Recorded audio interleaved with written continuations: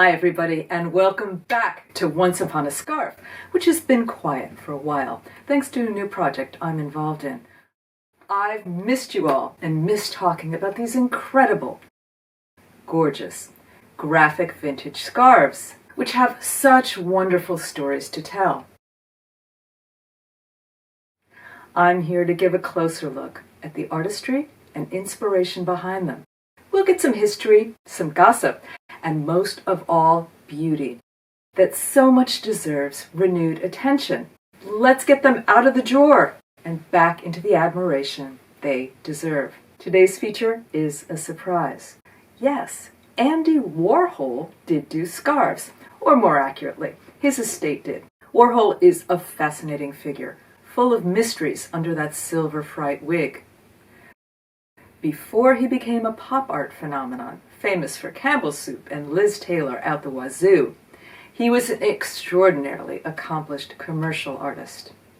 He specialized in beautifully elegant shoes, sweet and stylish cartoons, and this extraordinary curlicue handwriting, which he actually copied from his mom, Julia, who lived with the artist and cooked his lunch every day.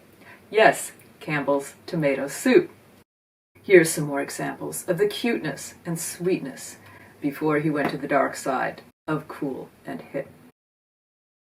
As a boy, he was sickly, terribly shy, and gay at a time when that had to be a guilty secret. I think you can see the push-pull of emotions in his early art. On one hand, it could be kind of gross and radiating disgust, like this nose picker he did while a teenager. But far more often it was filled with sweet kitty cats, hearts, bows, and especially fairies and cupids. Chubby little guys that zing around causing mischief. One thing he loved most of all was Christmas. A tree covered with glittering doodads shows up again and again. He shared this imagery in Christmas cards for Tiffany's, magazine art, and little gifts of drawings for his friends. Many of those same motifs show up on this holiday scarf.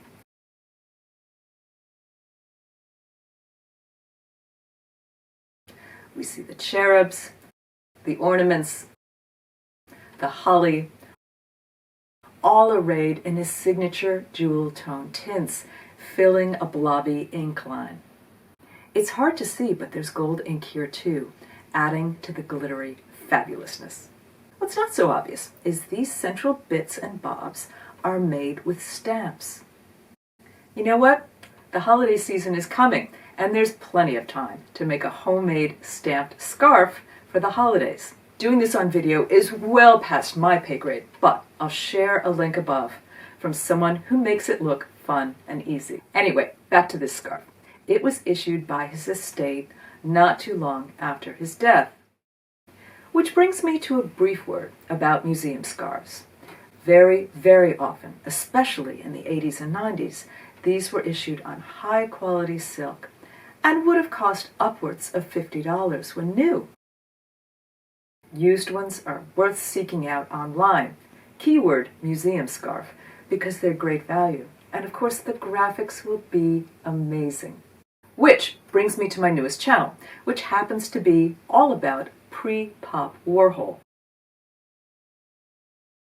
It's much more specialized than this channel, but if you're an Andy fan looking for solid, interesting art history content with no commercial come-ons, have a look. I'll link to it in the show notes. But if you're purely a scarf fan, I'm so happy to see you here.